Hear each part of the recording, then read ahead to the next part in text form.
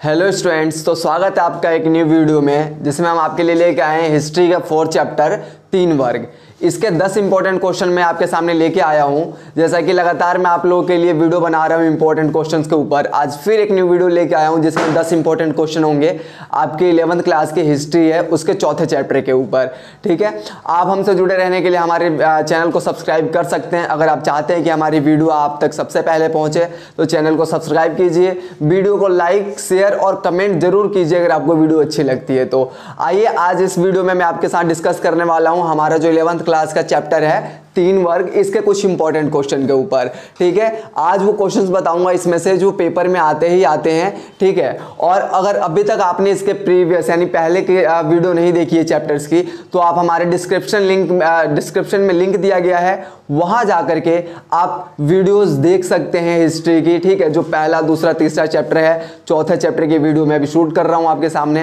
ठीक है, अभी देखिए, अभी फर्स्ट चैप्टर है इस क्वेश्चन का कि सामंतवाद शब्द से क्या अभिप्राय है। ये जो क्वेश्चन है ये 3 वर्ग हमारा जो 4था चैप्टर है इसका पहला ही क्वेश्चन है जो कि किसके ऊपर पूछ रहा है, सामंतवाद। सामंतवाद शब्द से अभिप्राय पूछ रहा है कि क्या है, यानी सामंतवाद का क्या अर्थ है, क्या मतलब है। ठीक है, पर उससे पहले आप लोग अभी इसका स्क्रीनशॉट ले लीजिए और स्क्रीनशॉट लेकर के नोटबुक में अपने नोट कर लीजिए ताकि इस पे आप प्रैक्टिस करें। ठीक है, इन क्वेश्चंस को लिख करके इन क्वेश्चंस के आंसर जो है फाइंड आउट कीजिए और उनको याद कीजिए ताकि पेपर में आपको मदद मिले। ठीक है, आइए देखिए सेकंड क्वेश्चन हमारे क्या है। सेकंड क्वेश्चन कह रहा है कि गॉल किस प्रकार फ्रांस बना। ठीक है, यानी कि जो गॉल था वो किस प्रकार फ्रांस बना वो बताना है और 11वीं शताब्दी तक फ्रांस की क्या स्थिति थी, दोनों बात इसमें बताना है। देखो आप लोग समझना, पहले ध्यान से समझने की कोशिश करना क्या पूछ रहा है कि जो गॉल था ना वो फ्रांस किस प्रकार बना, पहले ये बता दो आप। उसके बाद 11वीं शताब्दी तक फ्रांस की क्या स्थिति थी, क्या उसकी मतलब दरोदशा थी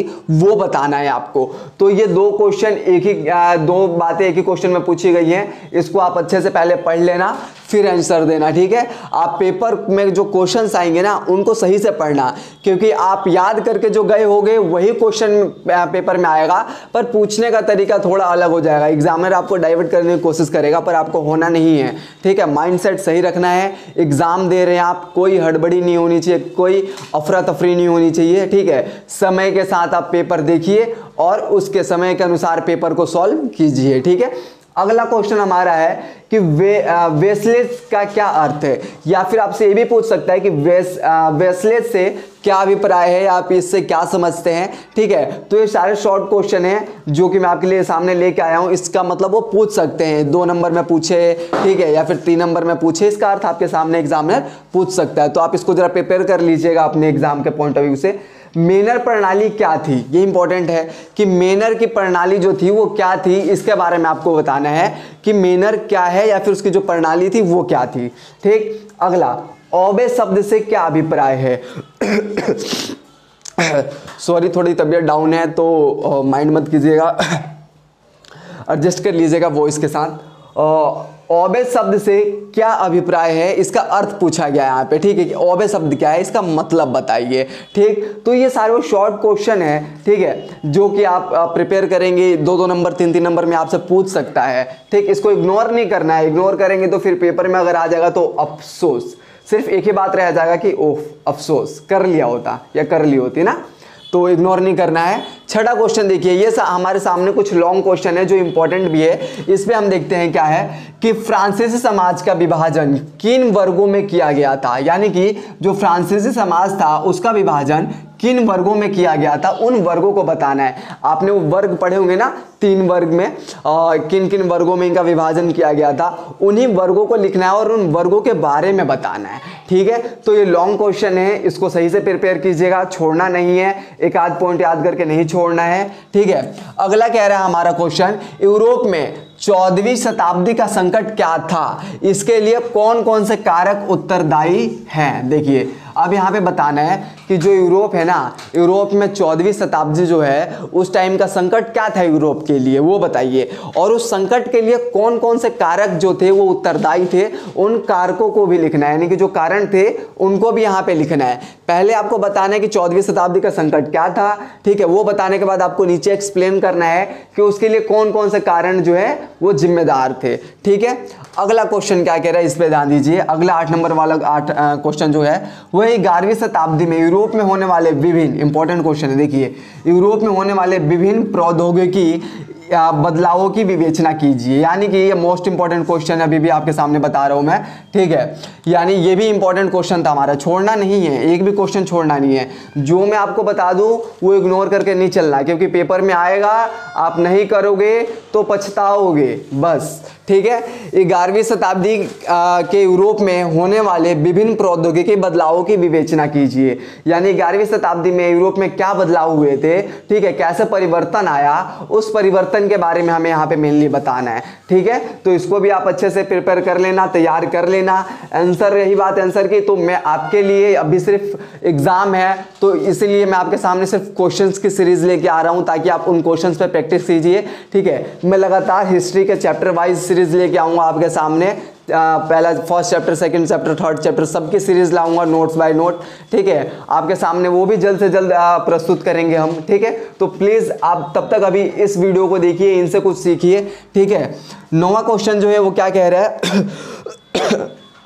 सॉरी, यूरोप के मध्यकाल में नगरों का विकास किस प्रकार हुआ, ठीक है। यानी कि किन कारणों से यूरोप में जो है मध्यकाल के टाइम पे नगरों का विकास होता है, उसको बताना है, ठीक है।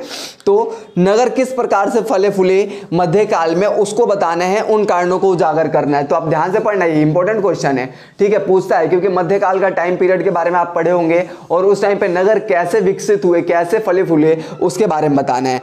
अब अगला इंपॉर्टेंट क्वेश्चन जो है वो पूछता है, आप इसको आपकी बुक में भी दिया गया होगा एक कॉलम में, ठीक है, उसमें से पढ़ लीजिएगा कि मेनर की जागीर क्या है, ठीक है। ये देखिए, मेनर की जागीर क्या है तथा इसकी मुख्य विशेषताएं क्या है, बताइए। यानी कि मेनर की जागीर क्या है, उसकी मुख्य विशेषताएं क्या थी, वो भी बताना है। सबसे पहले आप बताओगे मेनर की जागीर क्या थी, उसके बाद उसकी क्या विशेषताएं थी, वो बताना है। क्वेश्चंस को पढ़ना अच्छे से, फिर लिखना।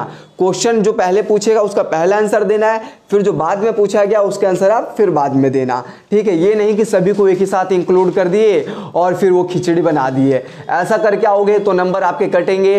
पॉइंट टू पॉइंट आंसर लिख के आना आप, ठीक है। जैसे मैं आपको बताया कि पहले भूमिका लिखना भूमिका लिखने के बाद आप सब पॉइंट्स लिखना, सब पॉइंट्स को एक्सप्लेन करना, उसके बाद नीचे निष्कर्ष लिख के लॉन्ग क्वेश्चंस में और उस क्वेश्चन के आंसर को क्लोज कर देना, ठीक है। इस तरीके से आप ये फॉर्मेट अपनाना, अच्छे नंबर आएंगे आपके और वहां कोई मतलब नंबर भी नहीं कटने के चांस होंगे, ठीक है। ये थी आपके सामने हमारे हिस्ट्री के 4th चैप्टर तक की वीडियो, ठीक है। इससे पहले भी वीडियो हम शूट कर रखे हैं 1st, 2nd, 3rd चैप्टर पे, आप उनको भी जाके देखिए, वहां से भी आपको कुछ सीखने को मिलेगा। उन वीडियो पे भी ढेर सारा प्यार दीजिए ताकि हमारा मनोबल बढ़े और हम आगे और वीडियो आपके लिए लेकर आ पाएँ, ठीक है। अगर आप चाहते हैं कि हमारी वीडियो आप तक सबसे पहले पहुंचे तो यूनिक स्टडी सेंटर को सब्सक्राइब कर लीजिए, वीडियो को लाइक कीजिए, शेयर कीजिए ज़्यादा से ज़्यादा, ताकि आपके साथ साथ आपके फ्रेंड्स और कलीग वगैरह को भी फायदा हो, ठीक है। और हम आपके लिए अभी बोलते हुए जा रहा हूं मैं कि मैं अभी आपके लिए हिस्ट्री के जितने भी चैप्टर हैं चैप्टर वाइज वीडियो लेके आऊंगा ताकि आप उससे कुछ पढ़ पाएं, ठीक है। तब तक के लिए इस वीडियो को ढेर सारा प्यार दीजिए, लाइक दीजिए और कमेंट के थ्रू आप जो भी आपके डाउट्स है वो पूछ सकते हैं हमसे। Thank you.